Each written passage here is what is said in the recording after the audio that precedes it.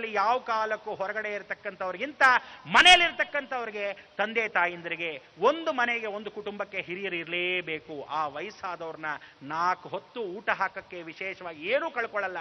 ಅವ್ರು ಆ ಕಡೆ ಇದ್ರೆ ಅಟ್ಲೀಸ್ಟ್ ಮೊಮ್ಮಕ್ಕಳಿಗೆ ರಾಮ ಯಾರು, ಕೃಷ್ಣ ಯಾರು, ಆಂಜನೇಯ ಯಾರು, ಗರುಡ ಏನು ಅಂತ ಕಥೆಗಳನ್ನಾದ್ರೂ ಹೇಳ್ತಾರೆ. ಇಲ್ಲದೆ ಇದ್ರೆ ನಾಳೆ ನಿಮ್ಮ ಮಕ್ಕಳು ಬಂದು, ಅಮ್ಮ ಆ ಸೂರ್ಯ ಅಂದ್ರೆ ಏನು, ಅದು ಸೋಲಾರ್ ಸಿಸ್ಟಮ್ ಅಂದ್ರೆ ಏನು, ರಾಮ ಅಂದ್ರೆ ಯಾರು, ಆಂಜನೇಯ ಯಾರು ಅಂತ ಏನಾದರೂ ಕೇಳಕ್ಕೆ ಇಟ್ಕೊಂಡ್ಬಿಟ್ರೆ ನಮ್ಮ ಭಾರತ ಸಂಸ್ಕಾರ ಅವತ್ತೇ ಸತ್ತು ಹೋದಾಗೆ. ಅದಕ್ಕೋಸ್ಕರ ಮುಂದಿನ ಪೀಳಿಗೆಗೆ ಎಲ್ಲರೂ ದೊಡ್ಡ ಹಿರಿಯರು ತಲೆಗಳು ಬೇಕೇ ಬೇಕು. ದಯವಿಟ್ಟು ಇರೋ 4 ದಿವಸಗಳೇ ಸುಖ ಸಂತೋಷದಲ್ಲಿ ಇರಬೇಕಾದ ನಮ್ಮ ಜನ್ಮಗಳಿಗೆ ನಿಮ್ಮ ತಾಯಿ ತಂದೆಯಂದ್ರು ವೃದ್ಧವಾಗಿರ್ತಕ್ಕಂಥ ವಯಸ್ಸಾದವ್ರನ್ನ ಮನೆಗೆ ಕರ್ಕೊಂಬಂದು ಆ ಮನೇಲಿ ಕಾಪಾಡ್ಕೊಳ್ಳಿ. ನಿಮ್ಮ ಜೀವನ ಸಾರ್ಥಕವಾಗುತ್ತೆ.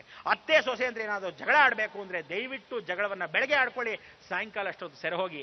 ನಿಮ್ಮ ಜಗಳ ಬೀದಿ ಜಗಳಕ್ಕೆ ತರಬೇಡಿ, ಮರ್ಯಾದೆ ಇಲ್ಲದೆ ಹೊಟ್ಟೋಗುತ್ತೆ. ಅಕಸ್ಮಾತ್ ಸೊಸೆ ಆದವಳು ಬಂದಿರೋಳಿಗೆ ಅತ್ತೆ ಆದವಳು ಯಾವ ಕಾಲಕ್ಕೂ ರೋಪ್ ಹಾಕ್ತಾಳೆ ಅಂದ್ರೆ ಬೇಜಾರು ಮಾಡ್ಕೋಬೇಡಿ. ಯಾಕೆಂದ್ರೆ ಅತ್ತೆ ಆದವಳಿಗೆ ಇಷ್ಟೋ ವರ್ಷ ಸಾಕಿ ಬೆಳೆಸಿರೋ ಮಗ ಒಂದು ಕ್ಷಣಕ್ಕೆ ಅವಳನ್ನ ಕೇರ್ ಮಾಡದೆ ಹೊಟ್ಟೋಗ್ತಾನಲ್ಲ ಅನ್ನೋ ಒಂದು ಸ್ವಲ್ಪ ಮಟ್ಟಿಗೆ ಅವಳಿಗಿರ್ತಕ್ಕಂಥ ಒಂದು ಬಿಂಕ ಅಭಿಮಾನ. ಅದಕ್ಕೋಸ್ಕರ ಅವಳು ಅಯ್ಯೋ ನನ್ನ ಮಗನ ಕಬಳಿಸ್ಕೊಂಡು ಹೊಟ್ಟೋಗ್ತಾಳೆ ಅಂತ ಆ ಒಂದು ಭಯಕ್ಕೋಸ್ಕರ ಅವಳು ಆ ಥರ ಬೇಜಾರಾಗಿ ಮಾಡ್ಕೊತಾಳೆ, ರೋಪಾಗಿ ಮಾಡ್ತಾಳೆ, ಕಂಡಮ್ ಮಾಡ್ತಾಳೆ, ಅಥವಾ ಕಮಾಂಡಿಂಗ್ ಅಲ್ಲಿ ಮಾಡ್ಬೋದೇ ಹೊರತು ಈ ಥರ ಯಾವುದೇ ತಿಳ್ಕೊಬೇಡಿ. ಆಮೇಲೆ ಸೊಸೆಂದ್ರುಗಳ ಬಹಳ ಒಳ್ಳೆಯವರು ಇರ್ತಾರೆ. ಅತ್ತೇಂದ್ರಾದವರು ಸ್ವಲ್ಪ ಮಟ್ಟಿಗೆ ಗೌರವಾಗಿರೋದು ಕಲ್ತ್ಕೊಳ್ಳಿ.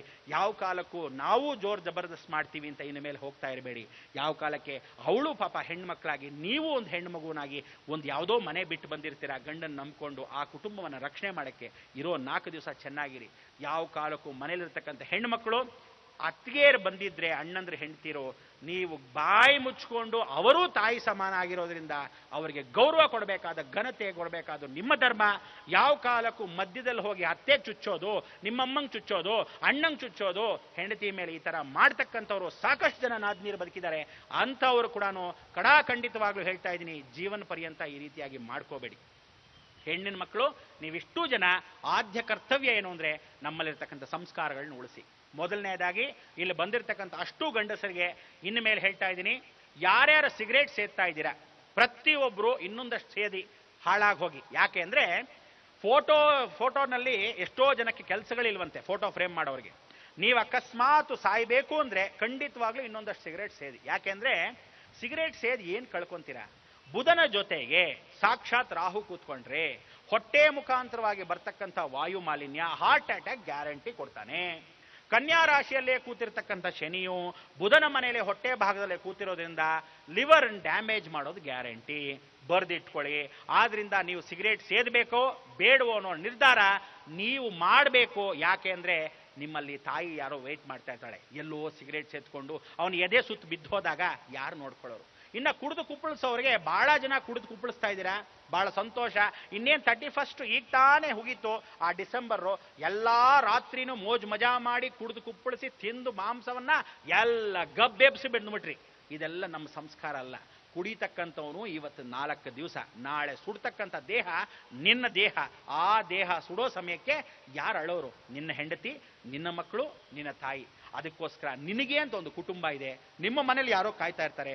ದಯವಿಟ್ಟು ಅವರಿಗೆ ಆಶ್ವಾಸನೆ ಕೊಟ್ಕೊಂಡು ಜೀವನ ಮಾಡೋದಲ್ಲ, ಸ್ವಾಭಿಮಾನದಿಂದ ಬರಬೇಕು ಅಂತ ಈ ಮುಖಾಂತರವಾಗಿ ಹೇಳಿ, ದಯವಿಟ್ಟು ಯಾರು ಕುಡಿಬೇಡಿ, ಯಾವ ಕಾಲಕ್ಕೂ ಸಿಗರೇಟ್ಗಳನ್ನ ಸೇದಬೇಡಿ. ಈ ವಿಚಾರ ವಿಶೇಷವಾಗಿ ಹೇಳಬೇಕಾದ ವಿಚಾರ. ತದನಂತರ ಇಲ್ಲಿ ಬಂದಿರತಕ್ಕಂಥ ಅಷ್ಟೂ ಜನಕ್ಕೆ, ಎಲ್ಲ ಮಹಿಳಾ ಮಂಡಲಕ್ಕೆ ನೀವುಗಳು ಹೇಳಬೇಕು ಅಂದ್ರೆ ಏನು ಅಂದ್ರೆ, ಗಂಡಸರನ್ನ ಯಾವ ಕಾಲಕ್ಕೂ ಇನ್ನ ಮೇಲೆ ಗೌರವದಿಂದ ಕಾಣ್ತಕ್ಕಂಥ ವಿಚಾರ.